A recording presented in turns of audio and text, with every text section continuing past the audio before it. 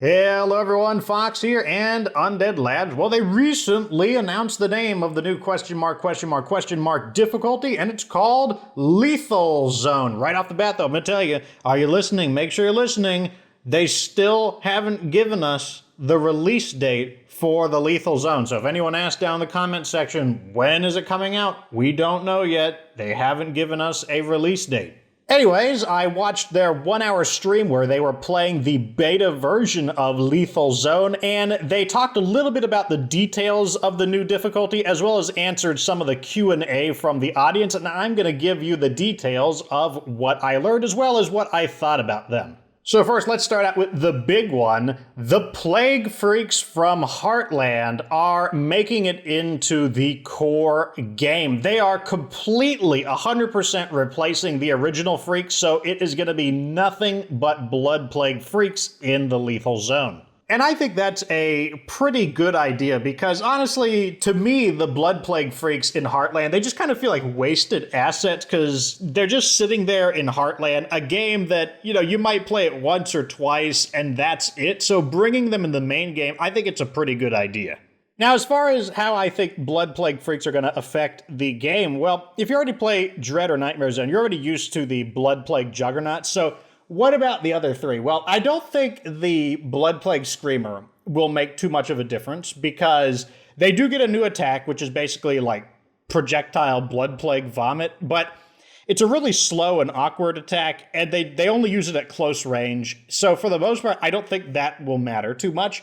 The Blood Plague Bloater, I think, will be about the same in most cases, except when you drive one of them over. So if you've got a bloater that pops in while you're driving, that could be a really big issue because, so we'll talk about this other change alongside this, but the death timer for Blood Plague seems to have been reduced to 5 minutes, so now you die 5 minutes after contracting the Blood Plague. And remember, further infection after the death timer begins shaves more time off of it. So if you're at 5 minutes and then you get bit by another plague zombie, it could shave off like 30 to 60 seconds, however much it does, but it can reduce time from the death timer to get even more infection. So if you're driving and you hit a Blood Plague bloater, not only are you probably going to get Blood Plague if you don't immediately get out, and getting out immediately could be a bad idea, you'll have to make the decision. Do you want to get out immediately and potentially get attacked by whatever zombies are there? Or do you just kind of let your character get infected and then cure yourself and just kind of accept that you're going to get infected and drive somewhere safely? And then also, how much infection are we going to get? Because if it's not enough to kill you, basically, if you stay in a car the whole time and it's not enough to kill you, then it might actually be worth it to just hold on to a Blood Plague cure all the time. And in the event that happens, make sure you drive to safety first, then administer the cure. Because the worst thing to happen would be if you get plagued and then you just jump out of the car and then you get attacked by a bunch of zombies while you're waiting for the car to air out. And that could be a death sentence there. So sometimes it's better to stay in the car. It just depends on how deadly the Blood Plague gas is going to be. But I think the big one is going to be the Blood Plague Feral, and that's because the Blood Plague Feral has three features. One, it's Blood Plague, so it plagues you. But I think its really big feature is that it's going to be a nerf to gunslinging, because if you haven't played Heartland, the Blood Plague Feral has essentially a helmet. It's really just extra boning on its head, but it behaves kind of like a helmet. It's able to absorb several shots and block a headshot kill until you've shot it enough times to crack the helmet. I can't remember how many shots it can take. I think it's like 2 or 3. But what that means now, it doesn't mean that gunslinging is bad. It's still going to be good. Like if you can lock onto the feral, then just pop him in the head a few times, you'll be able to crack it and kill him. But if you get attacked by 3 Blood Plague Ferals, you're not going to be able to just headshot all of them with gunslinging before one of them attacks you, and then either A, you're going to get hit, or B, you'll start evasive actions. But the point is that you're probably not going to be able to just gunsling them down just like that. So it's going to make ferals way more annoying. I think fire is going to be better because one of the ways to escape ferals is just to set them on fire because they got to roll around to put themselves out, and that gives you a lot of time to run away. So I think the pyro launcher will still be really good. If you don't have the pyro launcher, I think just fuel bombs and Molotovs are really good because, like I said, you just throw it at them. You're not even trying to kill them. It just stops them from chasing you. And then I also think that striking is going to become better. And I think powerhouse without a heavy weapon is going to become better. And that's because striking is just really good against ferals because it gives them that kind of like head concussion where they get stunned and then you can actually just execute them. And you could do that. You can execute them long before they run out of health and where you like beat them to death manually. And same with Powerhouse. Powerhouse, without a heavy weapon specifically, gives you the drop kick, and the drop kick will instantly put them into that kind of like stunned head concussion state where you can then stab them to death with an execution. Now, you're not going to be able to do that against 3 ferals, but remember, you don't always fight ferals 3 at a time. It's not uncommon to run into the ferals 1 at a time, and so I think they will both be good and also silent options for killing Blood Plague ferals without having to rely on shooting them. So I think that it's going to make a difference. Oh, I also forgot. Blood Plague ferals have the car slam ability. They could basically like ram your car and destroy one of the doors. And if that's what they do all the time, it's going to make the car squishing technique a bit harder. Not a bit, a good bit harder. Because normally you can let a feral jump on your car and then you kind of dash him against an object. You just kind of dash him against a wall or against a tree or against like road rails or something. But that's not really going to be as good of an option if they're just constantly car slamming your doors off, because then you're going to have to spend a lot of parts to repair the doors.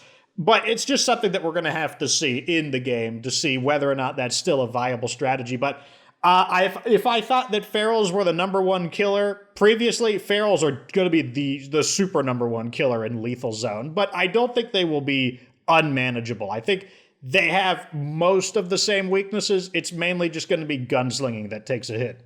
Then we got I mentioned earlier, the new death timer is only 5. It's like 5 or 5.5 minutes or something like that. That's not very long. And like I said, further infection causes the timer to end quicker. So I do think that it's probably going to be a good idea to carry and prioritize blood plague cures. You might want to make 1 blood plague cure just kind of standard equipment on each of your characters, just because, like I said, 5 minutes is not very long.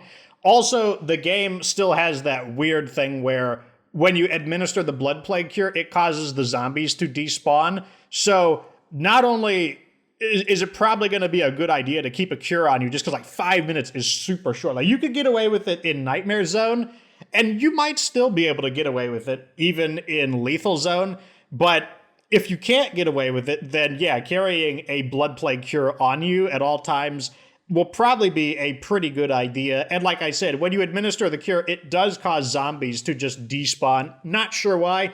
That's just the way the game works. Maybe they'll patch that out. But it is kind of a get out of jail free card. And you might consider that kind of like cheating or being a cheaty face. But I mean, like, what are you supposed to do? Like, get away from the zombies, then administer the cure when there's no zombies for you to cheat with the application of it in 5 minutes? Now, I think if they're going to make the timer only 5 minutes, then that's just what people are going to do. And I don't think it's your fault I don't think you should hold it against yourself as the player that, oh my God, I'm using some weird system to despawn the zombies just because I got like plagued by. No, just administer the plague cure. So next up, we got Plague Hearts. So there's apparently more Plague Hearts in the map, and there is going to be, well, 34 of them on the map that we saw. And remember that Plague Hearts have kind of a range, so I don't know if 34 is like the medium, if it's the high, if it's the low. You know, there could be more, there could be less.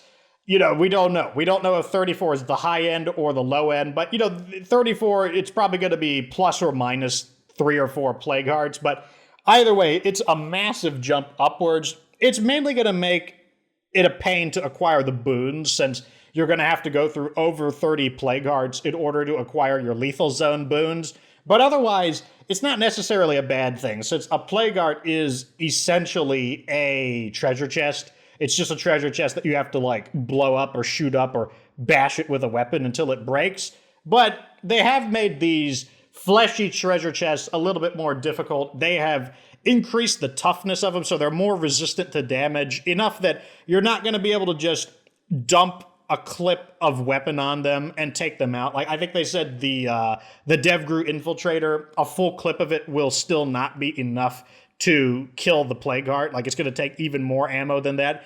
They didn't talk too much into the specifics. Like, they did say, okay, well, can a full clip of Eternal Gar's Infinite Rage kill them. They didn't go into those kinds of details. All they said is that they're going to be significantly harder to kill. And if there is a fast kill method where you can kill them before a lot of the reinforcements appear, it's something that's going to just require experimentation. They also made it so that the blood plague, I'm going to call it the blood plague feedback. When you kill a plague art, it will cause the nearby blood plague enemies to die as a result of the plague art's death, as like sort of a weird like feedback loop. That's been removed. So when you kill a plague art, all of the blood plague enemies, including all the blood plague freaks, will be entirely unaffected. So if there's a blood plague zombie right next to you as you're killing the plague art and you kill it, it's still going to be there. It does not automatically die as it does in any of the lower difficulties. So next up, we've got information about vehicles. So apparently vehicles are even more vulnerable to damage in Lethal Zone than they are in Nightmare Zone. Now, I don't know if I understood it correctly, but one of the developers said that hitting 5 zombies will total your car. Now, I don't know what that means exactly. If that means if you were to crash through 5 zombies, your car will be exploding in the next moments, or if it just means that ramming through about 5 zombies will just absolutely trash your car.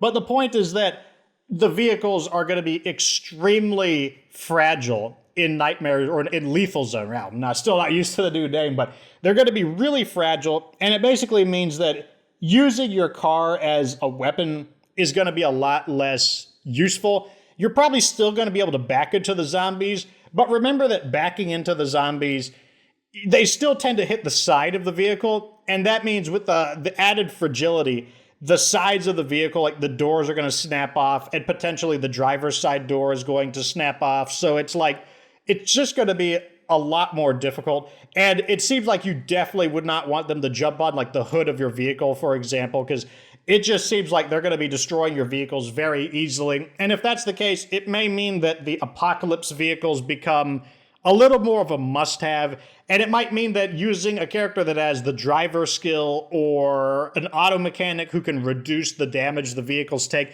as well as having the auto shop itself, which can activate an ability to further reduce the amount of damage a vehicle can take, all of those might become maybe must-haves in a competitive Lethal Zone community. Not sure. It's just something that we'll have to see. We'll have to see just how bad it is. Human enemies are no different than they are in the Nightmare Zone. So Undead Labs believe that the human enemies are plenty difficult. However, I guess you could make the argument that they're actually going to be weaker, and that's going to be because you are able to use the zombies against them. So if the zombies are even deadlier now, that should mean that the humans are easier to defeat, because now you can sick these really deadly zombies. Like before, you really hope the ferals will tear up those hostile communities, but sometimes they get a lucky headshot on them, and now you're sad because they killed the ferals. Well, if they are blood plague ferals, now they're going to have to get multiple headshots on them in order to take them out. And I still think Scent Block is going to be like super insanely good.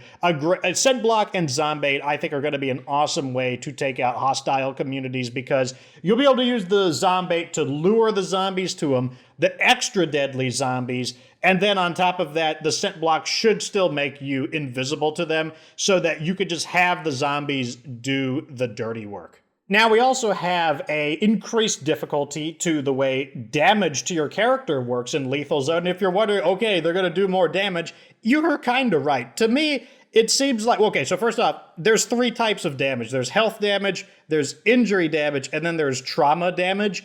And so to me, it seems like the health damage is very similar, if not the same, as Nightmare Zone. They didn't seem to really do a whole lot more damage, but once again, we're only seeing a small amount of gameplay. But where I really saw an increase to the damage is in injuries and therefore trauma. So the way the system works is trauma is what kills your character. When your character dies, it's because they've hit 100% trauma. Trauma is basically the increasing penalty that compacts and reduces your total amount of hit points.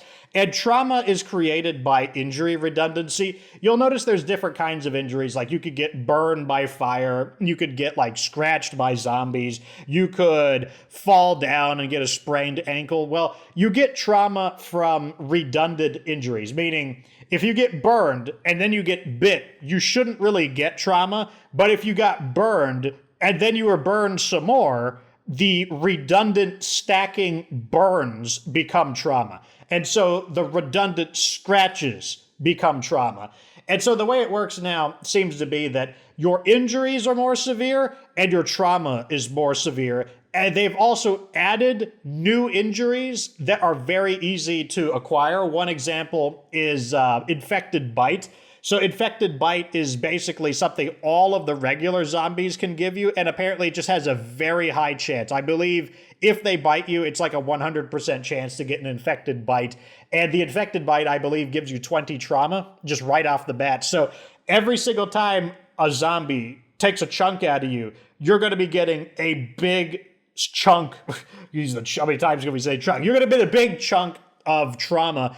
Also, if you go down to your injuries and you go into the fight for your life mode, they are going to give you a ton of trauma. Like you could just see huge quantities of it go up whenever the developers went down to injuries and had to, like fight for their life to get back up. So it definitely seems like the medicine skills are going to be super good. I think that knowledge of surgery is going to become extremely, extremely beneficial because now not only do you want the extra health that primary care gives you, but when primary care has been enhanced by knowledge of surgery, it gives you injury and therefore trauma resistance, meaning anytime something would give you an injury, it has to first see if primary care blocks it. And if primary care blocks it, that's going to extend your character's life dramatically, as well as just give them, I think, like plus 50 health. So I think medicine is going to get a huge, huge boost from lethality zone, or lethal zone, right? Whatever the play is.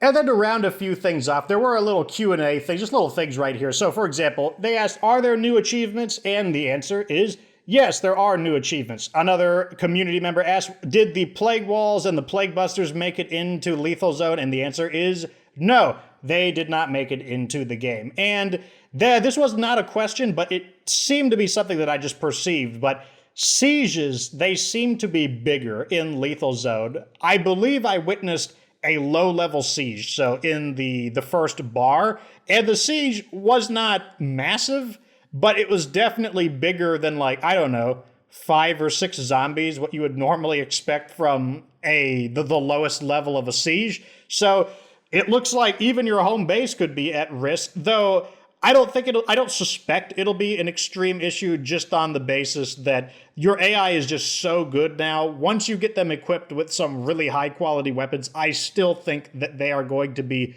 good enough to fend off the enemy. Though the Blood Plague Ferals could become a problem even for your AI allies, you probably won't want to sleep on the Blood Plague Ferals. You'll probably want to give them a hand. But I think for pretty much all of the other zombies, I don't really foresee your community having a problem. And also, once you start equipping everyone with BFGs, I don't see why Blood Plague Ferals would be a problem either, because either way, even if they don't score the headshot, if they score a body shot from a 50 cal will still knock them into the stun state and basically just get them off of your party members.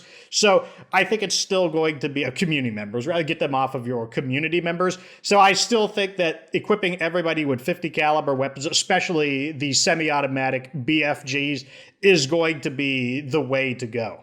Anyways, that is all the news I've got for you about Lethal Zone. I, of course, will continue to make more videos announcing news of what I've learned from the Lethal Zone. And if you're wondering, will Fox play for you guys in the Lethal Zone, unlock all the boons and stuff like that? You better believe it. Fox walks the path of pain. And the developers said that they felt it was essentially suicide to do a fresh start from scratch community in the lethal zone. Well, let me tell you, good. I hope it is suicide, because that's exactly what Fox is planning to do. Fresh start in the lethal zone. You know, we might have to go super slow and grind it out.